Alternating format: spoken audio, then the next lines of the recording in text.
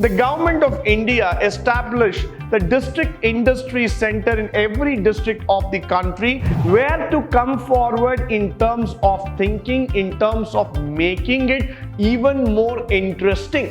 So the DIC's aim is more of a propaganda, spreading the mission of entrepreneurship.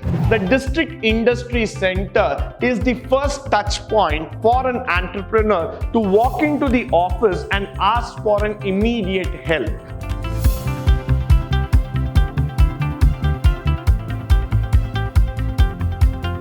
Good morning and welcome to the session 3 in Unit 3, Entrepreneurship and Small Business Management, where we are going to talk about the non-financial institutional support.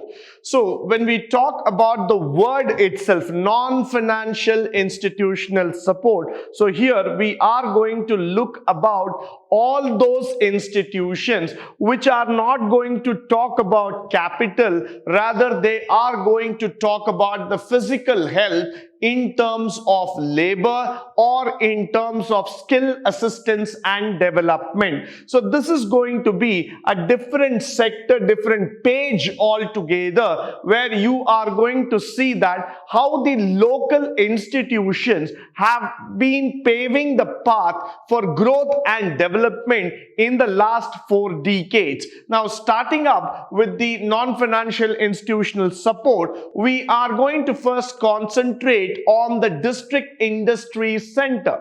The Government of India established the district industry center in every district of the country. Its focal point at the district level is to facilitate industrial development in coordination with other department agencies of the government. Now, when you look into the DIC or the district industry center, their main aim and ambition was that they could start providing some sort of help, some sort of benefit for the people in terms of building up the entrepreneurship at the local level, at the basic level altogether. This was done, why? Because they started understanding that if you have to develop an industry, if you have to grow a sector, every district must be equipped with a basic facility, must be equipped with a basic support center altogether, which can run, which can focus in terms with the entrepreneur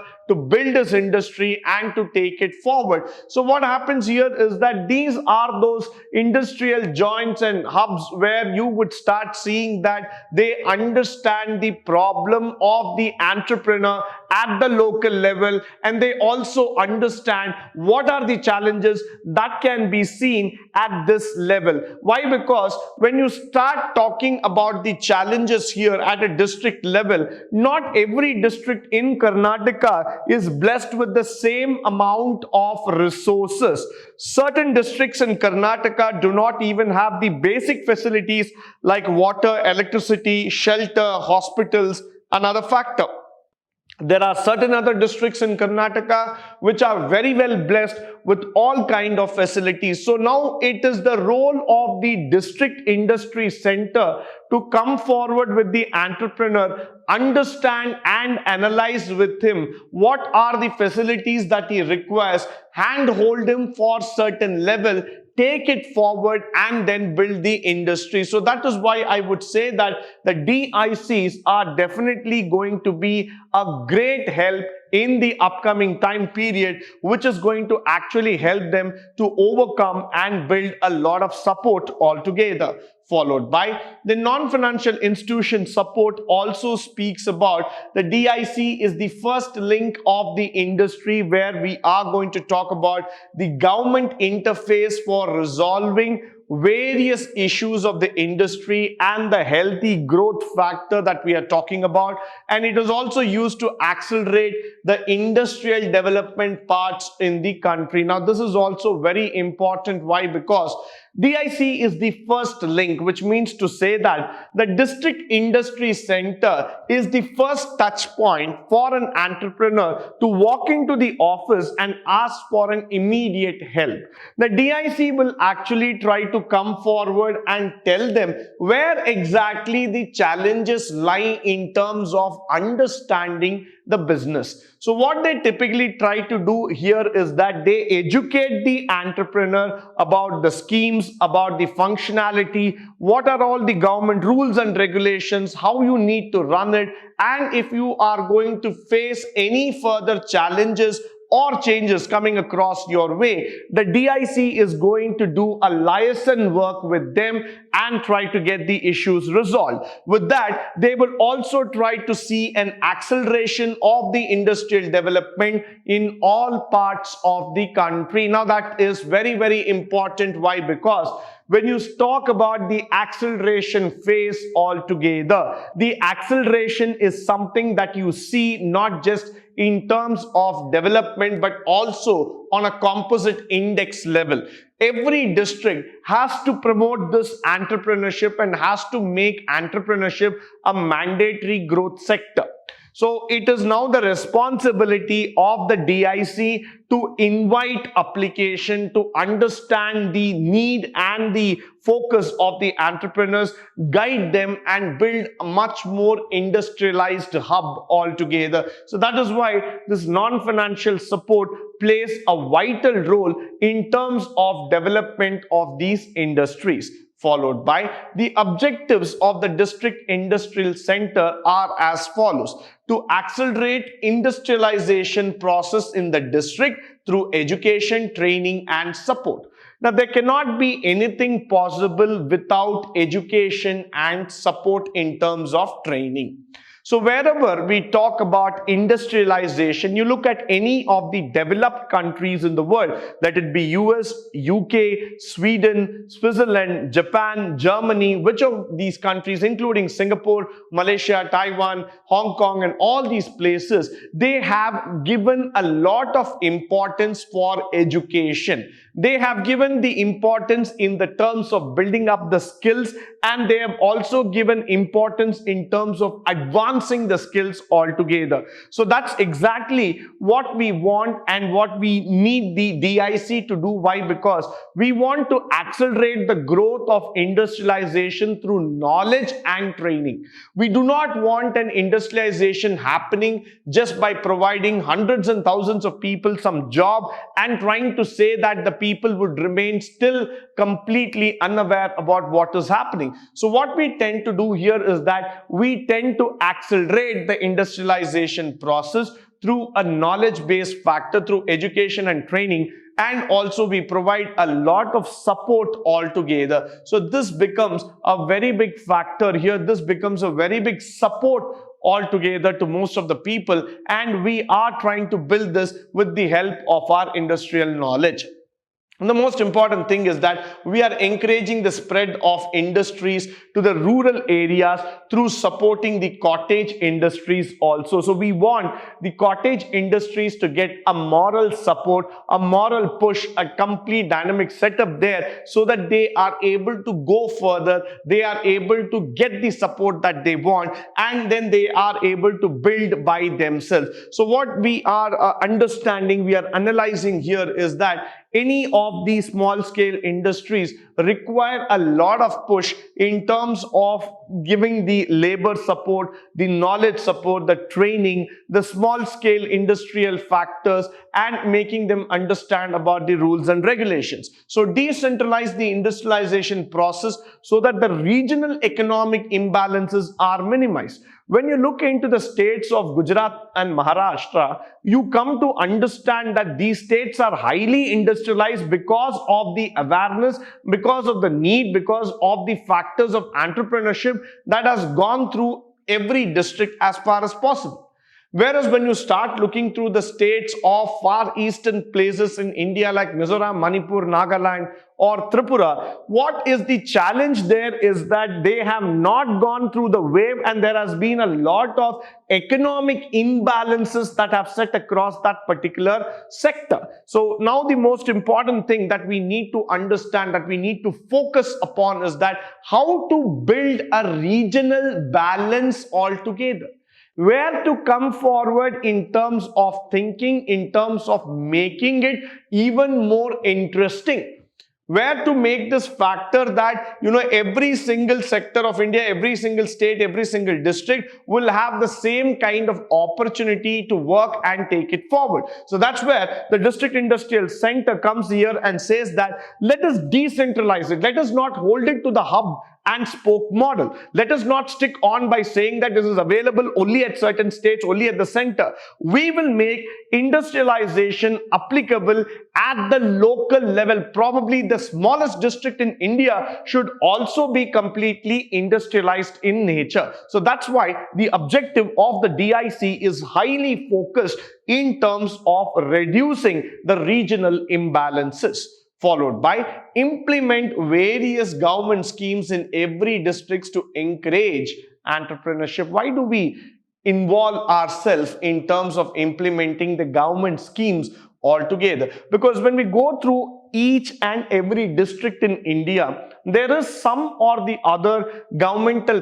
plan that has been created for the benefit of the people, for the benefit of the system. But then the government schemes are not completely reaching the people because they are not understanding it, they are not aware about it. They feel that, okay, this is only just another scheme, this may work, this may not work, so we are not really aware about it, so let's just forget about it. So now what is very, very important here is that they try to encourage people to follow the entrepreneurship to the next level as far as possible. It also minimizes the time required for statutory permissions like license, registration, financial assistance, etc. So when you start up an industry, you also come to know that there are a lot of statutory permissions that are required. There are a lot of factors that are required in terms of understanding the licensing, the starting up of the company's registration factor, financial assistance, guidance,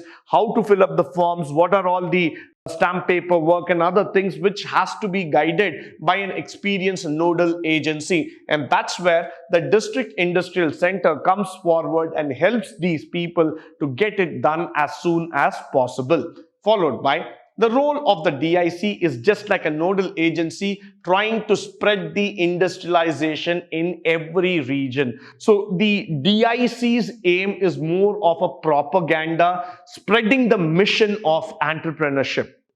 You cannot take the DIC very, very lightly. Why? Because DIC's aim itself is to stand and campaign for entrepreneurship, make entrepreneurship available for every industrial segment center so that they are able to understand it, they are able to take it forward to the next level as far as possible. Followed by prepare a profile for the industry located in the district. So first thing is that we need to collect the data that is available in each and every district, make a list out of it, understand what are all the possibilities and probabilities of starting an industry, collect the statistical data of all the industries that are located there, followed by the list of product and services that are being prepared or that can be produced in that district. Now you see there is a two-type variation that we are talking about. One side we are talking about a statistical data which is used to collect, to understand first the inventory level of what is happening, how it is happening altogether.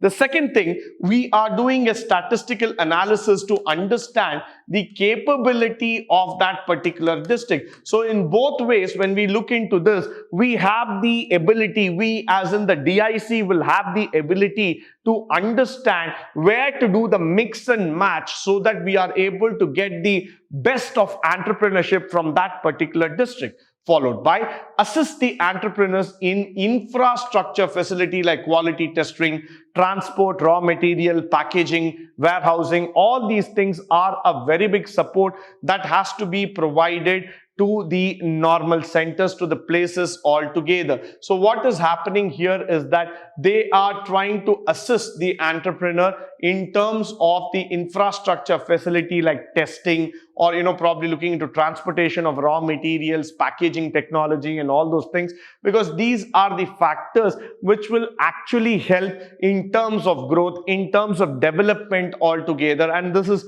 very, very important, and this will actually try to help the industry get a moral boosting in terms of doing the work. So I would always say that it is important for the DIC to help them at the minimum level so that the growth can be maximized. Followed by organizations in terms of organizing the entrepreneurship awareness. Awareness is one important thing that we need to talk about in terms of the entrepreneurship. Why? Because everybody is mistaken by entrepreneurship. Everybody thinks that entrepreneurship means only the big MNC companies or the IT companies. It is not. Entrepreneurship is actually starting up the smallest business that you can ever think, that can flourish, that can create an opportunity for others. So that's exactly DIC wants every district to understand and to know. They want to come here, make them understand that yes, it is possible to grow, it is possible to develop. So let us get into the sector in terms of development, in terms of growth altogether. So that is where this will make a difference in terms of growth, in terms of the factors of development. Followed by the Small Industry Services Institute. This is one of the institute that was established by Government of India to help the SSI sector. There are 28 SSIs and 30 branches set up at various state capitals, other cities all over the country. The main activities of the SISI, the services, that is the Small Industry Services Institute, is to provide assistance, consultancy to the prospective entrepreneurs. Now, this is very, very important. Why? Because the young entrepreneurs cannot afford going into high-level venture capitalists looking in for services and for advisors. Probably those big consulting firms will charge a lot of money, and plus they might not give importance to these small scale entrepreneurs. So you definitely require an institute which will give them advice, which will give them training, which will make them understand what are the challenges of starting the business and running through it. So in that case, in that scenario, what we see here is that we see that the companies have to be given some sort of motivation, some sort of training altogether, which can come forward and help them in terms of the growth factor. So that is why the assistance to prospective entrepreneurs come into picture. Now, the assistance consultancy rendered to the existing units, that is, it will provide guidance and assistance from time to time on various issues like raw material, procurement, technology adoption, marketing issues. So you can see that even the smallest of the smallest issue might be just like, you